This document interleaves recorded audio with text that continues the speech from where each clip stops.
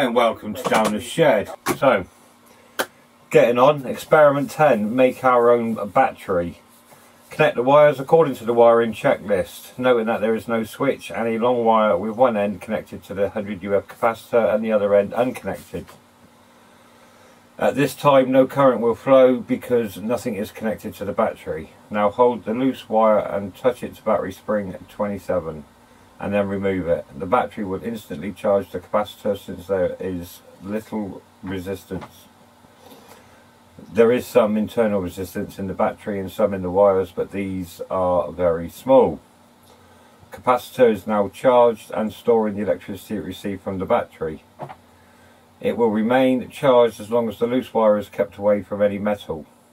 Now touch the loose wire to spring 43 on the 3.3 k ohm resistor and watch the LED. It will initially be bright but diminishes quickly as the capacitor discharges. Repeat charging and discharging the capacitor several times. You can also discharge the 100 UF in small bursts by only briefly touching the 3.3 k ohm resistor. If you like, you can experiment with using different values in place of the 3.3k. Lower values will make the LED brighter, but it will dim faster, while higher resistor values, the LED won't be as bright, but will stay on longer. You can also put a resistor in series with the battery when you charge the capacitor, then it will take time to fully charge the capacitor.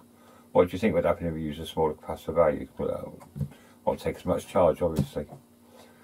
When the capacitor is charged up, it is storing electricity, which could be used elsewhere at a later time. It is like a battery. The problem with this circuit is, why charge a capacitor for a battery when we're using a battery to charge it? I mean, if you're using solar power or wind power or something, then yeah, it makes a little bit of sense. But the problem with these electrolytic caps is they don't hold a lot or for long. We could try finding a bigger cap out of some of my spare parts, but I'm not going to. However, an electrolytic capacitor is not a very efficient battery. Storing electric charge between the plates of a capacitor uses much more space than storing the same amount of charge chemically within a battery. Compare how long the 100 UF lit the LED above with how your 9V battery runs all of the experiments. So, let's do the dooberies. So schematic, let's get the schematic up.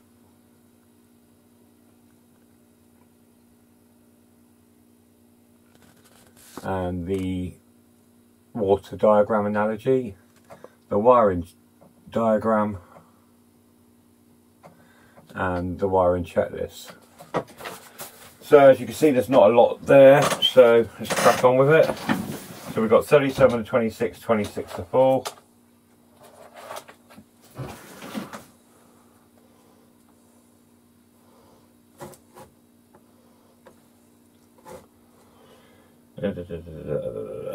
So 37 is the cap minus to 26, which is the battery negative. Battery negative to LED. Which one shall we use? That's solid, let's stick with the blue. So negative LED, negative battery. 42 to 3.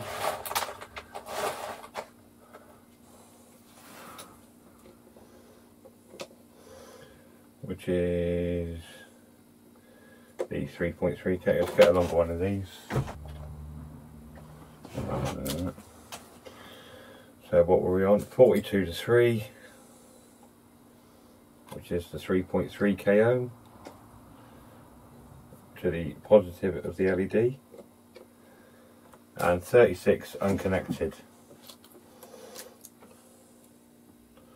which is the plus of the capacitor. Now, as it said, we want to touch this to battery spring 27, so we'll get some subdued lighting. Turn the internal light off.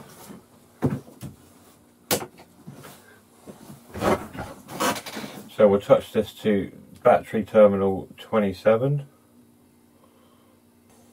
So apparently that's charged the capacitor.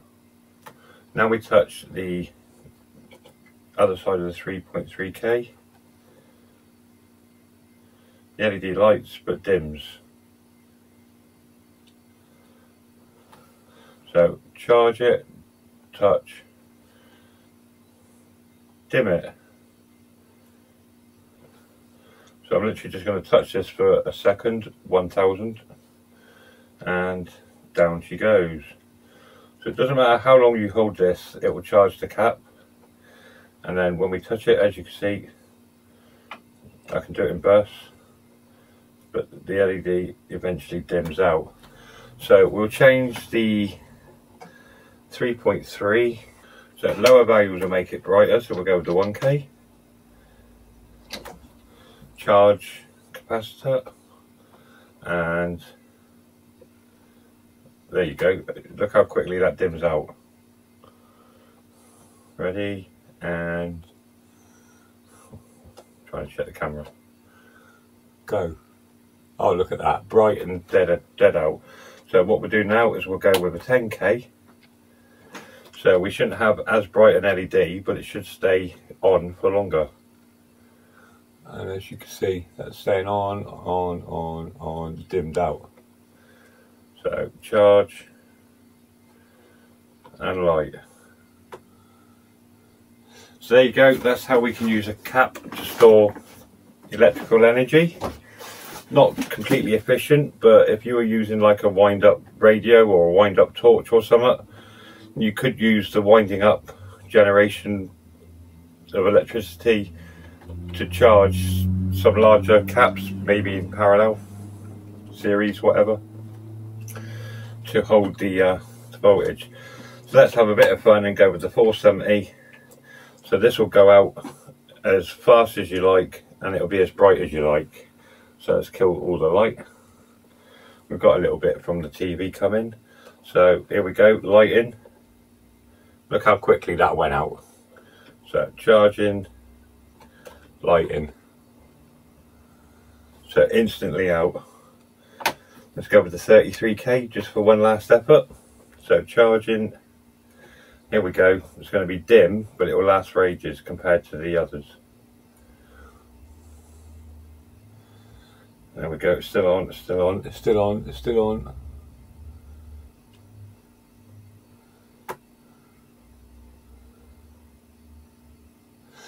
So that's the, well, let's actually turn the other light on, the emergency lights. So that's the basic make your own battery. Quite a simple little circuit there. Basically running an LED through a resistor so we don't blow the LED, and the capacitor is just used as a power source. But again, like I said, when you've got an actual proper battery, there's no point using a circuit like this. If we were using my solar panel or a solar panel to charge these up, then you've got, you know, some sort of grand scale solar lighting. It's actually a system like this, not all of them, but some of the LED solar lights you get for your garden, most of them have a 1.3 volt, sorry, 1.2 volt rechargeable battery in them with a little bit of circuitry. But some of them do actually use similar methods to these with larger capacitors to store the energy.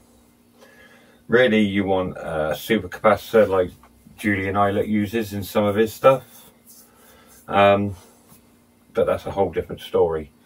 So like the video, subscribe to the channel, and I'll see you in the next one, which will be a little chat on diodes.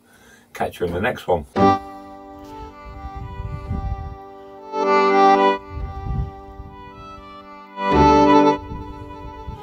Ta-ta, Lily.